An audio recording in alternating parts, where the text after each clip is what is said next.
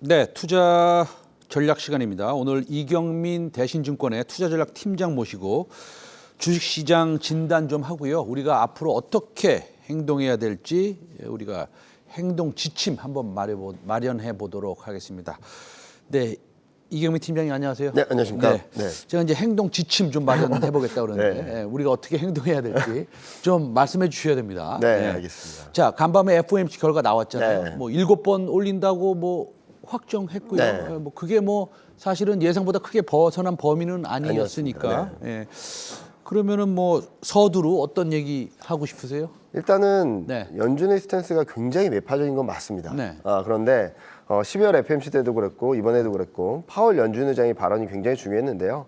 경기 침체 가능성 굉장히 낮다라고 본다. 그리고 긴축을 견딜 만큼 미국 경제는 강하다라는 것들을 던져주면서 시장이 FMC 결과만 있었을 때는 나스닥이든 뭐 S&P든 거의 보합권까지 내려왔었다가 다시 급반전을 하기 시작했는데요.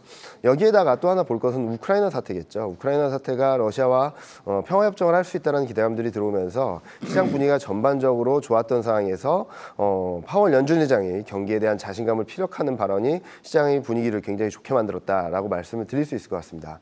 자, 그러면은 여기서 어떻게 행동해야 될까? 코스피가 2,700을 넘나들고 있는데 여기서 따라가야 될까라는 부분들에 있어서는 조금 여유를 갖고 대응하자라는 말씀을 드리고 싶습니다. 아직까지 러시아와 우크라이나 간의 평화협정 어느 정도 가이던스가 나온다고 하지만 결정된 건 아무것도 없고요. 그리고 연준의 스탠스가 지금 시장이 예상했던 것 범위는 맞다라고는 생각을 하고 있고 파월 연준 의장의 강력한 경기 지지 발언, 경기에 대한 자신감을 피력한 발언들이 시장의 분위기를 좋게 만들었지만 앞으로는 검증 시간이 필요하다는 것이죠. 3월 말까지는 아마도 2월 경제 지표들이 아직까지 많이 나올 수 있다라는 점들을 감안해서 본다면 경제 지표들이 좋으면은 계속적으로 좋은 그림을 만들어줄 수 있겠지만 지금 현재 시점에서 경제 지표들이 조금이라도 부진하다면 시장은 좀 불안해질 수 있다. 그렇기 때문에 2,700선에서 따라가는 전략은 좀 자제하자라는 말씀을 드리고 싶습니다. 자, 2,700선에서는 따라가는 전략은 좀 자제하자. 네. 이런 말씀을 하셨는데 저는 그 말에 100% 동의는 못하고요. 네. 한 80% 동의하겠습니다. 네, 왜 나머지 20% 왜 남겨놓냐면 이런 질문입니다. 네. 작년에 실적 굉장히 안 좋았던 네. 섹터 있잖아요. 네. 그럼 뭐 쉽게 얘기해서 서비스 섹터죠. 네, 네. 예. 지금 리오프닝이 되고 있고 오늘 뭐 코로나 확진자 수가 몇 명인지 제가 뭐 잠시 60만 명이 잊었습니다만, 네, 60만 명 정도 되는데 이제 피크를 쳤다 그러면 외국인들이 들어올 테고 예를 들어서 뭐 면세점 관련주라든지 아니면은 뭘까요? 카지노, 강원랜드 말고 외국인 카지노, 파라다이스, 롯데 관광개발 이런 거는 조금씩 지금 사야 될 때 아닌가요? 일단은 여러 가지로 생각을 해봐야 되는데요. 저희도 호텔 레저라든지 그런 쪽들을 좀 긍정적으로 봤었는데 최근 3월 달에 2022년 전망을 새롭게 하면서 호텔 레저보다는 소매유통이 좀 더 낫겠다라는 말씀을 드리고 있습니다. 왜냐면은 기대감에 좀 올라가고 온 건 맞지만 지금 현재 본다면은 실적 턴어라운드가 예상되는 상황에서 실적 레벨이 어느 정도인가를 봐야 될 것 같아요. 2019년보다는 한참 못 미치는 실적 레벨이 될 수밖에 없거든요. 그렇게 본다면 전고점을 넘어서 추세적으로 반전을 할 수 있을까? 아직까지는 좀 자신하기 어렵다. 그보다는 오히려 실적이 올해 레벨이 올라가는 뭐 예를 들면 미디어 교육이라든지 그리고 또 소매유통 같은 그런 업종들이 좀 더 상대적으로 안정적이지 않을까라는 생각을 하고 있습니다. 제가 항상 그래서요. 저도 이제 증권회사에 한 30년 있었고, 그 다음에 우리 이경민 팀장도 뭐 예전부터 알던 사이인데 이게 애널리스트와 투자 전략 쪽에 이제 문제라는 게 뭐냐면 그 센티멘트와 턴어라운드의 임팩트까지 계산은 못 하잖아요. 그렇죠. 데이터를 가지고 하는 공부를 하셨고 그렇게 하는 거니까 제가 뭐 잘 알죠. 애널리스트들의 성향을. 그래서 그런 임팩트를 따져보면 우리가 생각보다 더 갈 수 있지 않겠느냐 이런 말씀을 드리는 겁니다. 임팩트를 따진다면 더 갈 수 있겠지만 지금 현재 시점에서 따라가느냐의 문제라고 볼 수 있겠죠. 그렇기 때문에 만약에 추세 반전이라면 지금이라도 따라가자라고 말씀드릴 수 있겠지만 저점에서 사신 분들은 좀 매도 타이밍을 조금 더 여유 있게 바라봐셔도 되겠지만 저는 지금 새롭게 투자하신다면 그쪽보다는 소매유통 그리고 소매유통 뭐 현대백화점 같은 거 말씀하시는 건가요? 그런 쪽들을 먹고 있고요. 그러니까 면세점이라든지 대외 노출도가 좀 낮은 종목들, 특히 최근 들어서는 중국 쪽에서의 코로나19 재확산 걱정들도 많이 들어오고 있지 않습니까? 그렇게 본다면은 면세점이라든지 카지노 쪽에서의 큰 고객인 중국 쪽에서의 유입도 좀 네. 느려질 수밖에 없다는 점들도 좀 주가에 좀 반영을 해서 생각을 해보시면 좋을 것 같습니다. 알겠습니다. 자, 그러면 외국인이 수급이 그렇게 좋지 않지 네, 않습니까? 맞습니다. 좋지 않은데 어저께 보면 환율이 13원인가 네. 빠졌어요. 네, 네. 거꾸로 보면 13원 어치 강세로 변했습니다. 맞습니다. 그래서 살짝 깜짝 놀랐습니다. 네, 네, 네. 10원 단위로 움직이는 거는 움직이는 오래간만이기 네. 때문에 그거에 대해서는 어떻게 생각하세요? 네. 일단은 외국인 투자자가 들어오기 위해서는 두 가지 조건이 필요하다고 생각합니다. 환율 안정 플러스 실적에 대한 기대감들이 조금 살아나는 그림들이 만들어져야 될 거라고 보고 있는데요.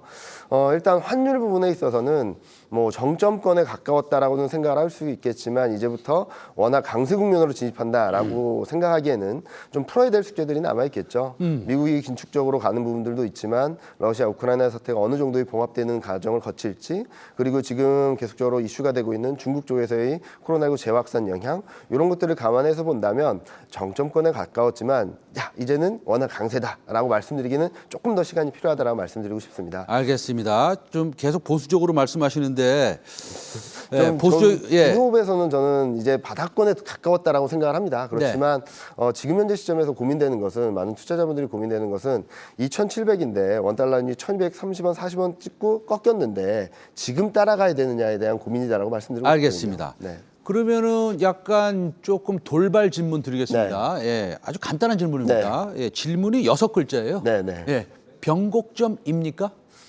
가까웠다. 가까웠다. 네. 네. 예, 가까웠다. 뭐 한 사자성어도 아니고 네, 가까웠다. 예. 지금 현재 보면은 네.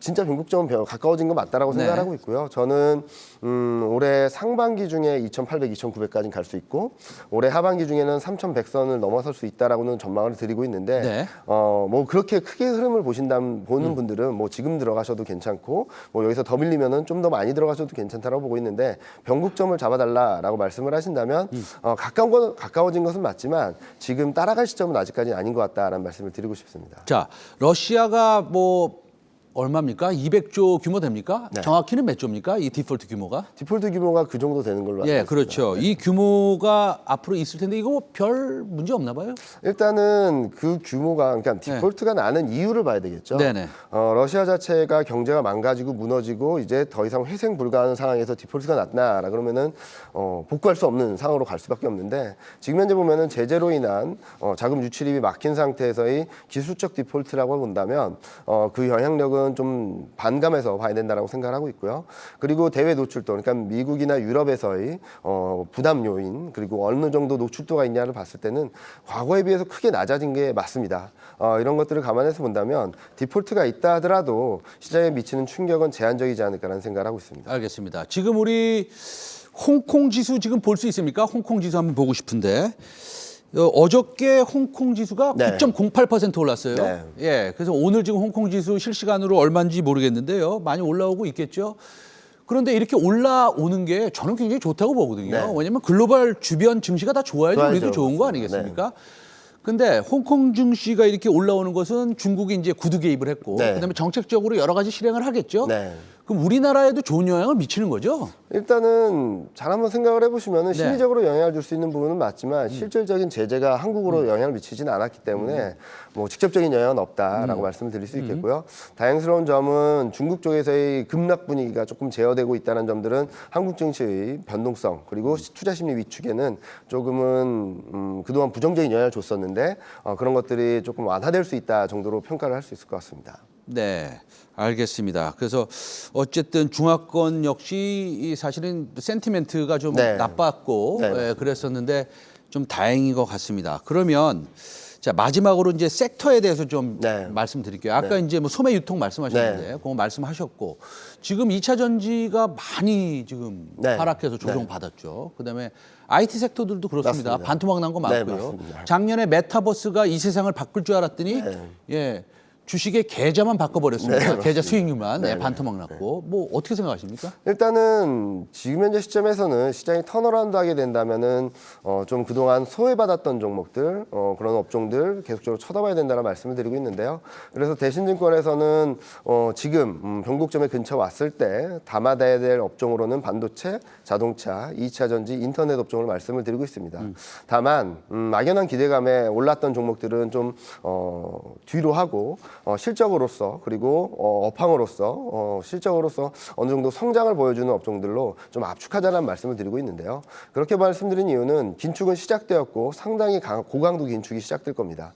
그렇게 본다면 눈으로 보여지는 확실하게 보여줄 수 있는 성장을 보여줄 수 있는 업종과 종목들로 좀 압축하는 전략이 맞지 않을까라는 생각을 하고 있어서 앞서 말씀드렸던 반도체, 자동차, 2차 전지 그리고 인터넷 업종 중에서도 좀 대형주 실적을 확실하게 보여줄 수 있는 종목들로 좀 대응을 하자라는 말씀을 드리고 싶습니다. 네, 우리 이경민 대신증권 투자전략팀장님한테 마지막 질문 하나 드리고 그렇습니다. 네. 10초 드리겠습니다. 알겠습니다. 자, 정책주인 건설 섹터 어떻게 생각하십니까? 좋게 보고 있습니다. 지금 실적도 괜찮기 때문에 관심 있게 바라보시면 좋을 것 같습니다. 알겠습니다. 자, 지금까지 이경민 대신증권의 투자전략팀장 모시고 시장에 대해서 자세히 말씀 들었습니다. 오늘 감사합니다. 네, 감사합니다.